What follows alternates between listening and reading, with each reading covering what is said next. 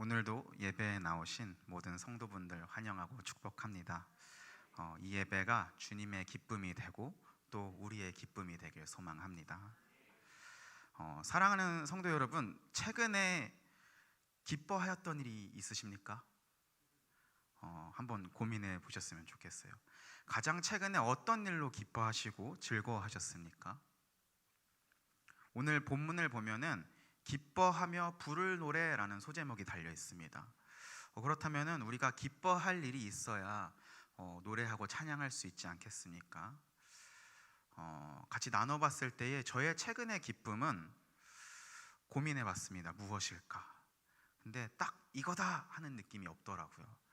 그래서 어릴 적 어른들이 말씀하시기를 삶을 살다 보면은 이제는 어떤 일이 있어도 그냥 무뎌진다. 그냥 흘러간다. 더 이상 뭐 큰 기쁨이 되지 않는다 라고 하셨길래 정말 그런 것인가, 그냥 이제 익숙한 대로 사는 것인가, 그런 생각을 하게 됐습니다. 물론 제가 평소에 잘 웃고 조금 낙천적으로 사는 것은 맞습니다만, 이 기쁨이라는 단어를 생각해 보니까 나의 기쁨, 나의 최근의 기쁨은 무엇이었지? 이런 고민을 조금 하게 되었습니다. 그래서 이 시간 우리의 기쁨은 무엇일까 같이 고민해 보는 시간이 되길 원합니다. 오늘 말씀을 통해서 기쁨에 대해 조금 살펴볼 텐데요. 첫 번째로는 세상의 기쁨입니다. 기쁨이라 표현했기에 긍정적인 분위기로 생각할 수 있지만, 세상의 기쁨이라 했을 때에 하나님이 보시기에는 썩 유쾌한 일은 아닙니다. 세상의 기쁨은 이스라엘이 하나님 나라의 백성으로서 살아오면서 계속 문제가 되는 영역이기 때문입니다. 오늘 읽은 이 스바냐서의 시대에서도 크게 다를 바가 없었습니다. 스바냐서의 시대적 상황은 이러한데요. 1장 1절을 같이 읽도록 하겠습니다. 아몬의 아들 유다 왕 요시야의 시대에 스바냐에게 임한 여호와의 말씀이라. 스바냐는 히스기야의 현손이요 아마랴의 증손이요 그다랴의 손자요 구시의 아들이었더라. 아멘. 이 아몬의 아들 유다 왕 요시야의 시대가 이 스바냐가 살던 시대였습니다. 이 스바냐가 하나님의 말씀을 전하는데, 이 요시야 왕의 통치 시기를 보면은 요시야 왕 자체는 하나님께서 칭찬하시는, 남유다에서 칭찬받는 몇 안 되는 선한 왕입니다. 다윗의 길로 걸었다라는 평가를 받는 의로운 인물인데, 이 요시야의 경우에는 우상 숭배를 없애고 또 성전을 고치고 그 과정에서 나온 율법책을 통해서 이스라엘 백성들에게 율법을 지킬 것을 이렇게 힘쓰는 왕이었습니다. 또 사사시대부터 지켜져 오지 않았던 이 유월절을 지켜야 된다라는 그 강한 확신을 통해서 유월절을 행하고 지켰던 인물입니다. 그래서 요시야는 이 유다 왕국 자체가 하나님 앞에서 바르게 서길 원하는 왕이었습니다. 그러나 안타까운 것은 이 스바냐서가 하나님의 말씀을 선포하던 때에 아직 요시야 왕이 어떤 하나님의 일꾼으로서의 사역을 감당하기에는 조금 이른 시간이었던 것 같습니다. 아직은 아버지인 아몬 왕과 할아버지인 므낫세 왕의 영향력이 더 큰 힘을 발휘하였던 때인 것이죠. 그게 이제 스바냐서의 시대적 배경입니다. 스바냐서가 이제 말씀을 선포할 때에 문제는 이렇습니다. 유다 왕국이 얼마나 부패하였냐면요, 므낫세와 아몬은 악한 왕으로 평가를 받습니다. 아몬 왕은 얼마나 악했기에 자신의 신하들에게 반역을 당해서 죽임을 당합니다. 이 므낫세 왕의 경우에는 아수르의 속국 노릇을 하면서 우상 숭배를 합니다. 이 므낫세 왕의 아버지가 히스기야인데, 히스기야도 몇 안 되는 정직한 왕으로 평가받는 인물인데, 이 히스기야가 없애놨던 이 우상 문화를 이 므낫세는 다시금 다 부활시켜서 유다 전역에 바알과 아세라상을 만들었습니다. 성전에도 아세라상을 세웠는데 그 이유는 하나님이 배우자가 필요하다, 하나님께 아내를 두겠다 한 것이죠. 그러니까 하나님에 대한 인식이 얼마나 낮았으면은 하나님을 그냥 이방신들과 동급으로 여겼던 것입니다. 여기서 그치지 않고 더 나아가서 므낫세는 자신의 아들들을 제물로 바칩니다. 암몬 민족들이 섬겼던 몰렉 신에게 자신의 아들을 바치는데 표현하기를 아들들이라고 표현한 것으로 보았을 때 최소 2명에서 3명 정도는 바치지 않았는가 할 수 있는 것이죠. 이 므낫세와 아몬 왕의 행동을 통해서 알 수 있는 것은 이들이 누군가의 강요에 의해서가 아니라 자신들의 적극적인 행동이었다라는 것입니다. 이것이 므낫세와 아몬 왕의 기쁨이었습니다. 거기서 그치지 않고 므낫세는 자신의 이 악한 기쁨들을 다른 사람들에게도 끌어들였습니다. 역대하 33장 9절입니다.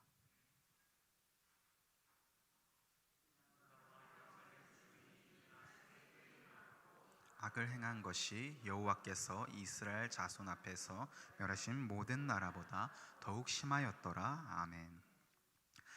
므낫세를 통해서 이제는 유다 전역이 하나님을 배교합니다. 이들에게 하나님을 떠나는 것이 기쁨이 되었습니다.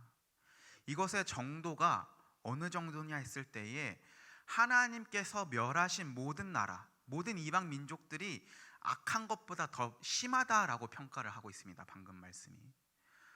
솔로몬 이후에 이스라엘이 분열 왕국이 되고 선한 왕보다 악한 왕이 많다라는 것은 우리가 잘 알고 있는 사실인데요. 하나님을 떠나 살았으며 우상 숭배를 자연스럽게 하는 시대가 되어버렸습니다.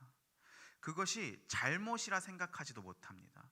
하나님에 대한 인식이 없으니까 그냥 아세라상을 하나님 옆에 두어야겠다라는 생각에 성전에 두지 않습니까? 그런 것처럼 므낫세는 이제 자연스럽게, 이스라엘도 자연스럽게 하나님을 떠나서 자신의 기쁨을 위해서 살아가는 인물인 것이죠. 이스라엘이 가나안 땅을 기업으로 얻었을 당시에 처음으로 하나님을 떠나 살았던 때를 기억해 보길 원합니다. 사사기 2장 16절에서 17절 말씀입니다. 여호와께서 사사들을 세우사 노략자의 손에서 그들을 구원하게 하셨으나 그들이 그 사사들에게도 순종하지 아니하고 오히려 다른 신들을 따라가 음행하며 그들에게 절하고 여호와의 명령을 순종하던 그들의 조상들이 행하던 길에서 속히 치우쳐 떠나서 그와 같이 행하지 아니하였더라. 아멘. 하나님께서 노략자의 손으로부터 구원하셨다, 이 말은 이방 민족으로부터 이스라엘을 건져내어 주셨다라는 거예요. 더 이상 어려움 받지 않고 고난 받지 않고 그들 아래 있지 않고 건져내 주셨다라는 건데, 그럼에도 이스라엘 백성들이 스스로 하나님을 떠나 다시 음행을 행하고 우상 숭배를 하였던 것이죠. 이들에게는 구원의 기쁨보다 하나님보다 다른 신들을 따라가는 것이 더 큰 기쁨이었습니다. 그렇다면 한 가지 질문을 던져보길 원합니다.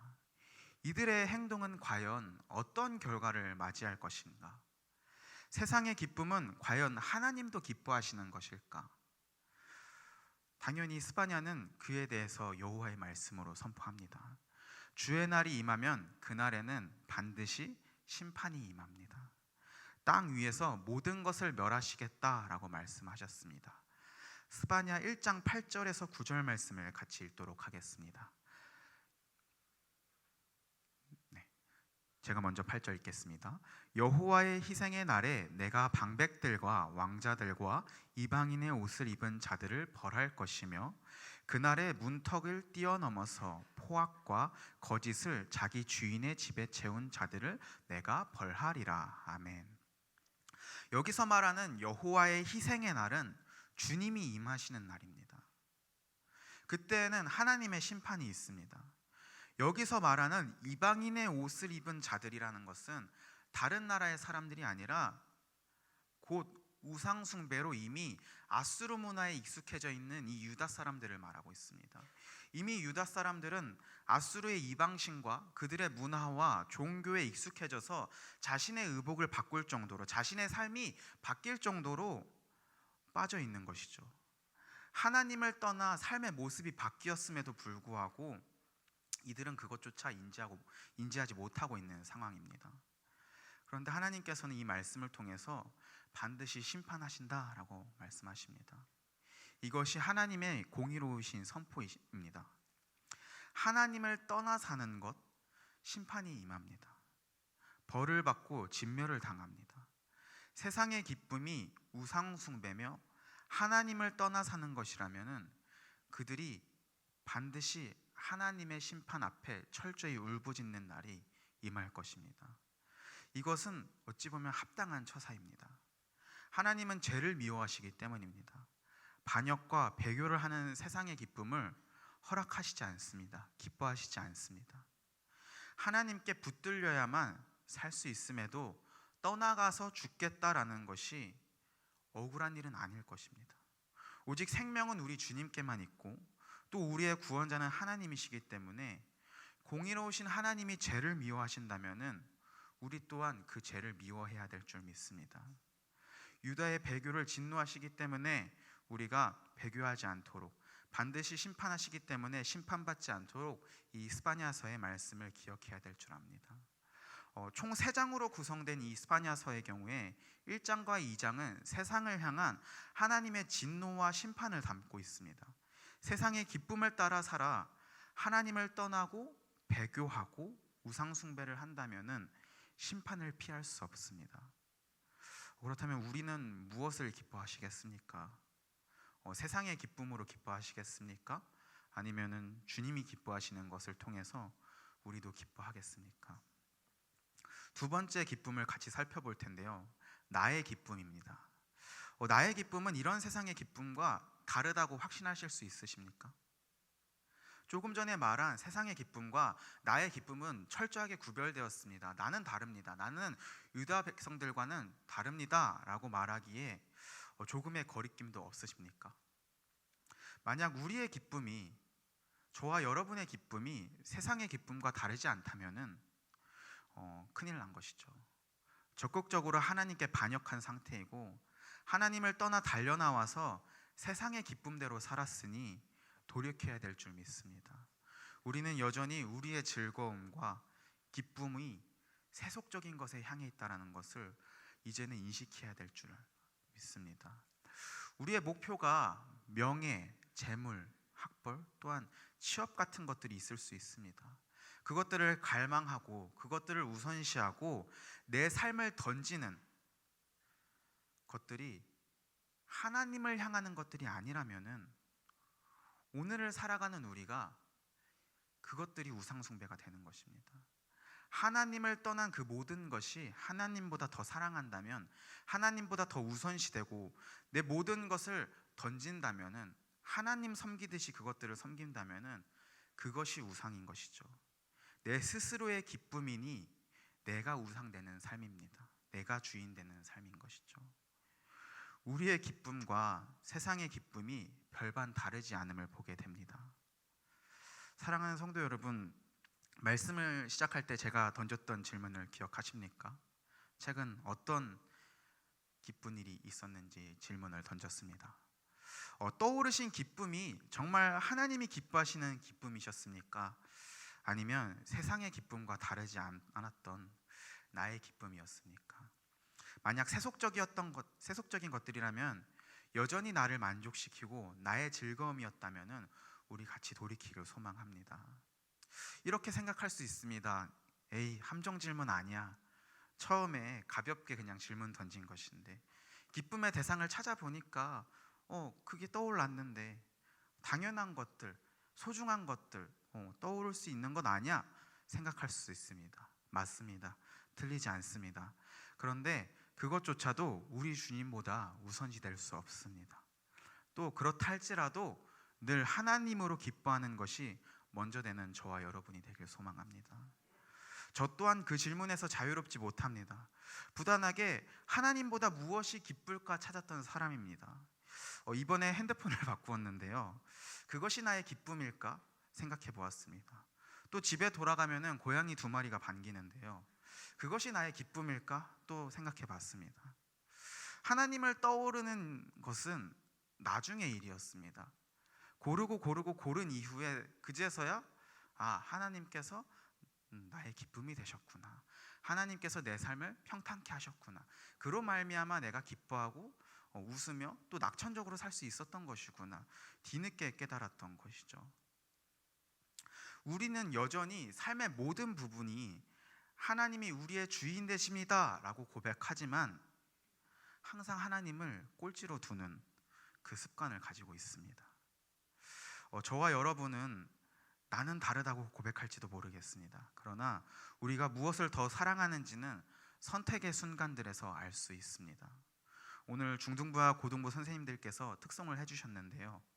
우리 아이들은 안 그렇겠지만 많은 한국 교회의 아이들이 우리 주 하나님을 믿는다라고 고백하면서도 예배가 우선되는 것이 아니라 학원이 우선되고 숙제가 우선되는 것을 목격하게 됩니다.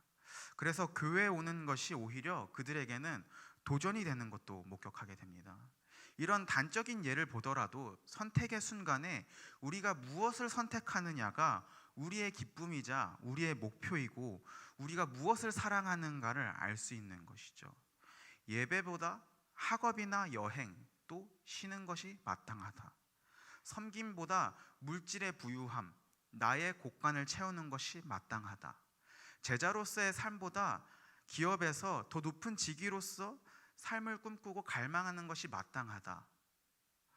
이 각각의 문제들 앞에서 어떠한 것을 우리는 선택하고 있는가를 돌이켜 봐야 된다는 것이죠.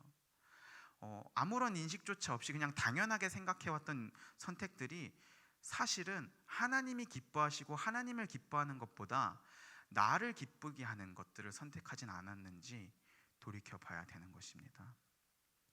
나의 기쁨을 바로잡길 소망합니다. 겸손함으로 주 앞에 나아가 하나님 앞에 순종하는 저와 성도 여러분 되길 소망합니다.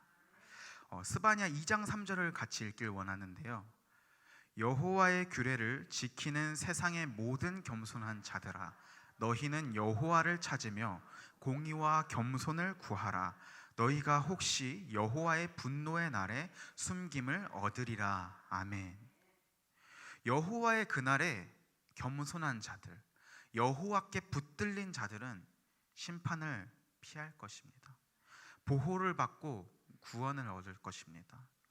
여기서 스바냐의 이름의 고백을 같이 살펴보길 원하는데, 스바냐라는 이름은 여호와가 숨기신다라는 의미를 가지고 있습니다. 즉 우리의 심판의 날에 여호와께서 여호와를 찾는 자들, 겸손한 자들, 여호와께 붙들린 자들은 숨기신다라는 것이죠. 왜 숨기냐 했을 때에 그들은 심판받지 않고 보호하시며 그들이 회복과 구원을 경험하길 원하시기 때문입니다. 사랑하는 성도 여러분, 저와 여러분이 모두 심판의 날에는 여호와께서 숨겨주시며 보호하여 주시며 그 끝날에는 구원을 맛보게 하여 주시는 주의 자녀들이 되길 소망합니다. 마지막으로 세 번째는 그의 기쁨입니다. 다른 말로는 하나님의 기쁨입니다. 우리는 하나님의 기쁨을 위해 살아야 합니다. 스바냐 3장 17절입니다.